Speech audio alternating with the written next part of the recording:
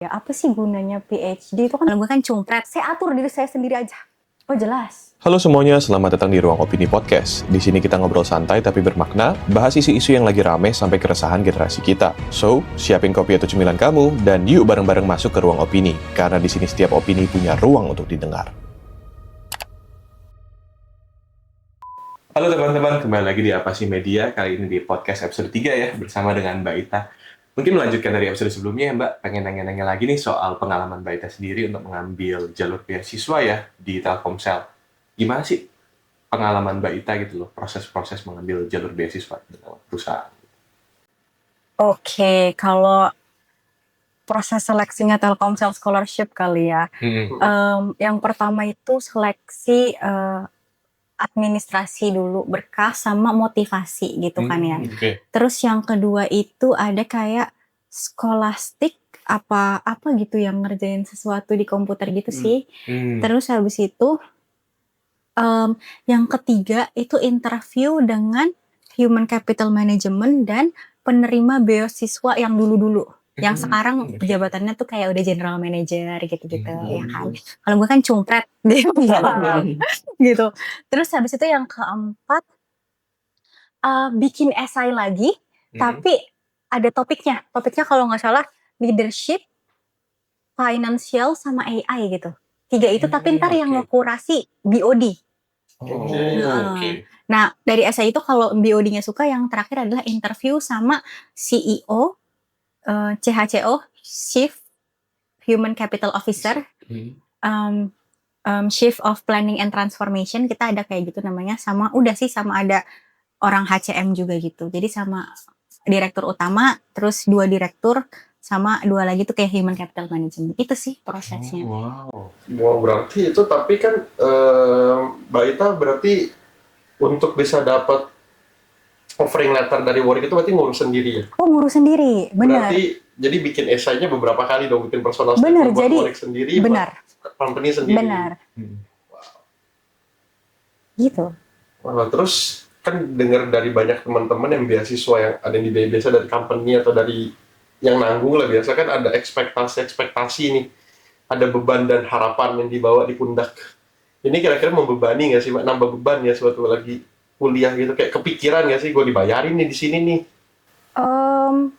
Sejujurnya ada kepikirannya lah ya, karena ini kan dibiayai kantor ya gitu kan. Jadi jangan lupa di-connect kayak emang tujuan awalnya apa, ya kan? Karena orang-orang kantor juga akan pasti ada yang penasaran gitu, gimana nanti pengalamannya di sana gitu, ya kan? Dan itu cara jawab mudahnya adalah ingat dulu di essay nulis apa. Itu sebenarnya mudah ya kan? Cuma nanti terlena aja di sini kayak terlalu banyak belajar atau networking sama teman gitu. Jadi kayak apakah itu beban banget? Menurut aku enggak sih, karena ini suatu kesempatan baru, ya kan? Yang bahkan kayak difasilitasi oleh Telkomsel gitu. Tapi berarti nggak ini, kalau dari kantor apakah ada misalnya setiap kali keluar term result apakah harus dikirim kayak bukti pertanggungjawaban, atau dia nanti ya udah pokoknya kita kasih biayain nanti tahu lulus aja? Oke. Kalau di aku nggak perlu per term gitu kan ya, cuma nanti setahu aku juga ini nanti menentukan insentifnya tuh berapa gitu. Jadi kayak IPK atau GPA tuh menentukan kayak insentif di kantor tuh berapa. Walaupun selain itu kita tuh ada tugas kayak misalnya bikin LinkedIn articles, bikin Instagram Reels, terus nanti bikin paper, terus nanti di akhir kayak ada after learning project 6 bulan gitu. Kayak ada path yang mereka juga bikin sih. Menarik. Terus kemarin sempat lihat juga ya Mbak, berarti setelah Mbak Ita sampai di sini, itu kan berarti sebenarnya boleh dibilang masih menyandang status karyawan aktif Telkomsel nih, dalam cuti lah ya, boleh bilang dalam cuti pendidikan atau enggak? Iya kali ya, soalnya memang aku karyawan aktif aja gitu. Memang title aku tuh ganti ya, misalnya misalnya nih Russell itu chef ya kan, tapi sama tempat kerja sekarang dikasih fasilitas untuk belajar lagi gitu kan. Terus jadinya misalnya associate associate workplace scholarship gitu misalnya, tapi kayak Reso masih diakui karyawan gitu sih. Kemarin sempet lihat yang apa ya, yang nonton bola ya gratis ya kalau nggak salah ya, Oh bagi-bagi iya. tiket. Itu berarti masih bisa apa ya, itu boleh dibilang privilege nggak sih Mas sebagai ketua PPI UK yang bisa ngaitin program sama company tempat kerjanya. Oh jelas. Memang karena memang aku berpikir gini, Ita sebagai karyawan Telkomsel apa yang bisa dibantu ke Telkomsel sebagai ketua PPI UK, iya kan? Terus Ita sebagai ketua PPI UK apa yang bisa di leverage di Telkomsel buat orang-orang di UK, ya kan? Kayak ya memang itu harus dimanfaatkan dan di-connect dua-duanya gitu. Gitu kan, kayak ya justru memang buat apa punya amanah kalau nggak ada value added yang bisa Diberikan ya. iya diberikan gitu. Yes. Gitu sih. Mama penasaran sih Mbak, kayak waktu misalnya mau maju jadi ketua PPI UK itu apakah ada konsult sama orang company atau ada seenggaknya informasi ke mereka, atau mereka itu kayak sekedar untuk studi, kamu mau ngapain udah di sana, mau ngapain aja pokoknya terserah yang penting lulus. Benar, hanya sekadar untuk studi mau ngapain di sana tuh nggak apa-apa. Tapi menurut gue, ternyata kalau gue tanya beberapa orang-orang kantor yang udah senior gitu ya, mereka lebih kayak justru itu tak pembelajaran yang lebih solid adalah saat lo terjun ke tempat lain yang lebih praktikal juga gitu sih. Gitu. Apakah nanti itu jadi nilai plus? Oh gue nggak tahu ya gitu.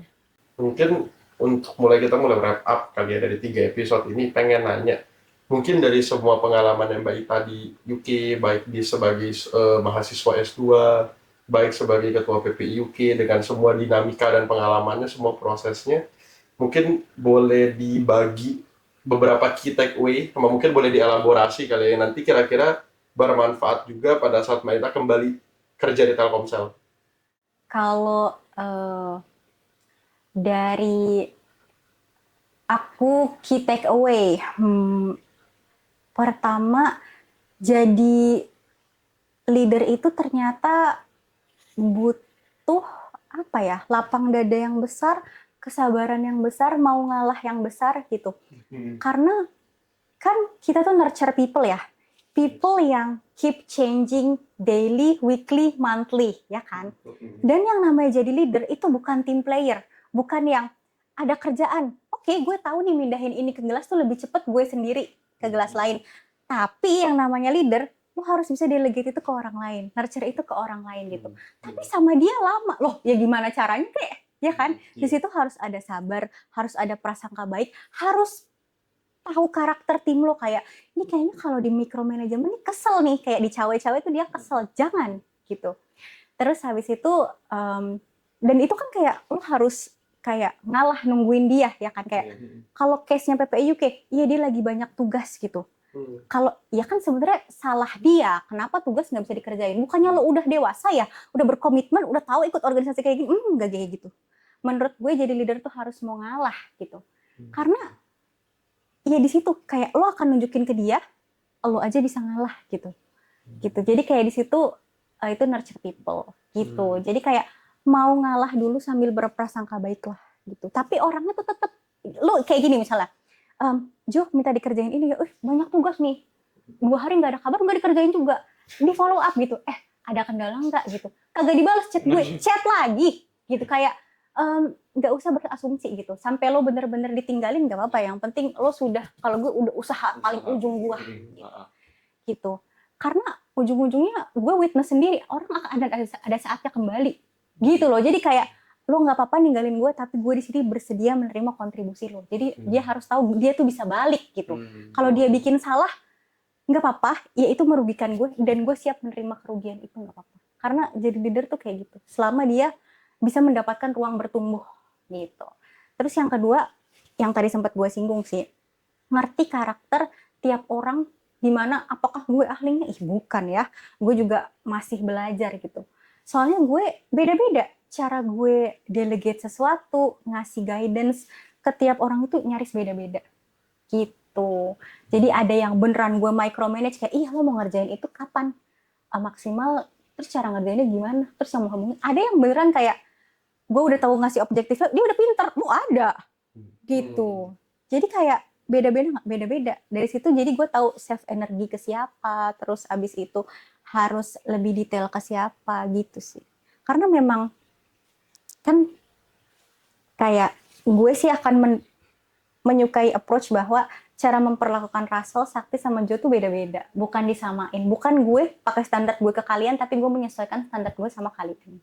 Dan itu adalah inti kompromi gak sih? Hidup kalau nggak kompromi berantem kali. Bener. Gitu sih mungkin dua itu kali ya. Mau ngalah aja dulu. Mau ngalah aja. Jadi kayak orang justru makin salah, bukan iya lu salah, enggak, harus makin lenient. Gitu karena salah sendiri tuh mereka udah malu, jangan ditambahin gitu. Tapi kan gue nya rugi, iya nggak apa-apa, gue bersedia menerima kerugian itu. Gitu.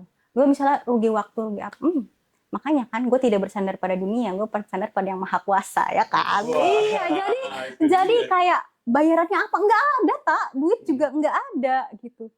Jadi kayak gue menyandarkan sesuatu padahal yang ini akan jadi amal kebaikan, udah nggak apa-apa. Tak, tapi lo rugi, iya nggak apa-apa. Kayak gue kan kadang-kadang jadi orang kok gitu banget gitu, nggak apa-apa, terima gitu. Lo mendapatkan apa?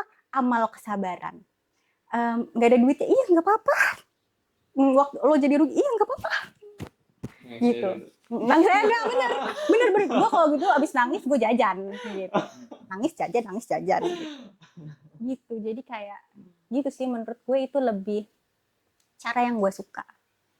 Berarti berharga ya Mbak yang di sini. Iya sih, karena gue belajar itu karena gue punya tim yang banyak. Kan PPUK ada 104 ya. Iya. Gitu, jadi gue kayak oh ternyata gue jadi bisa bersimpati sama CEO Telkomsel, gue bisa bersimpati sama Prabowo gitu kayak, oh gini aja jadi pemimpin ya, oke. Ntar lagi 6.000 di bawahnya. Waduh. Seandainya nih Mbak, balik ke Telkomsel, kerja lagi berapa tahun di sana, ada kesempatan Telkomsel buka untuk pembiayaan S3, tertarik daftar lagi nggak? Ada pikiran nggak buat lanjut pendidikan? Untuk S3 ya, apa sih gunanya PhD? Itu kan mendalami suatu keilmuan ya. Mungkin sejujurnya ada sih, gue suka belajar. Kayak gue bukan yang paling pintar, tapi gue suka belajar gitu. Ada sih, secara umum ada. Tapi kalau secara spesifik, mau research tentang apa, itu gue masih belum punya idea gitu.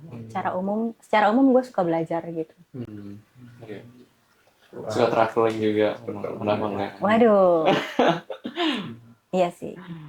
Ya karena kan belajar nggak harus buku, lu traveling kan sebenarnya belajar. Iya, belajar tentang culture lokal. Iya, gue kenal Russell Sakti juga gue belajar karakter kalian kan. Iya. Mungkin sebelum kita tutup nih, Mbak Ita, boleh nggak kasih satu quote aja deh ke teman-teman yang ada di rumah nih, yang pengen coba untuk eksplorasi atau kuliah di luar negeri? Oh, kalau untuk eksplorasi, kalau untuk kuliah di luar negeri nggak tahu ya. Cuma gue suka banget quotes ini. Itu quotes yang gue tempel di kamar gue. Tapi ternyata sangat relate sama gue. Dari Rumi. Kayak Rumi tuh kayak siapa sih, filsuf kali ya, yang kayaknya dulu terkenal sama teman-teman gue dan gue nggak pernah tertarik. Quotesnya gini, yesterday I was clever, so I want to change the world.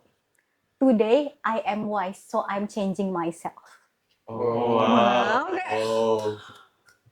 Keren banget. Mantap, iya sih. Karena memang dunia sehancur apapun, yang gue punya kontrol lah ke diri gue sendiri. Yes. Tapi tak, lu nggak didukung, nggak apa-apa, saya atur diri saya sendiri aja. Gitu. Karena memang, ternyata gitu ya. Gitu. Kayak, oke, siap gitu. Laksanakan. Siap lah, Oke. Thank you banget ya Mbak Iya. Ita untuk waktunya juga, untuk teman-teman juga yang di rumah yang sedang menonton Apa Sih Media. Thank you sudah tune in untuk seluruh 3 episode ya teman-teman dari podcast Apa Sih Media with Mbak Ita.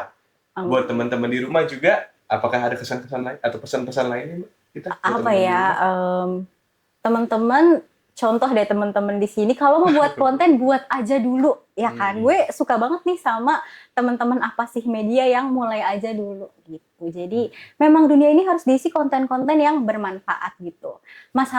Bukan masalah sih, soal nanti penontonnya berapa, lo punya lesson learned gitu sebelum penontonnya berapa gitu sih. Wow. Jadi gue wishing for the blessings and more impactful Oke. kayak more impactful apa ya?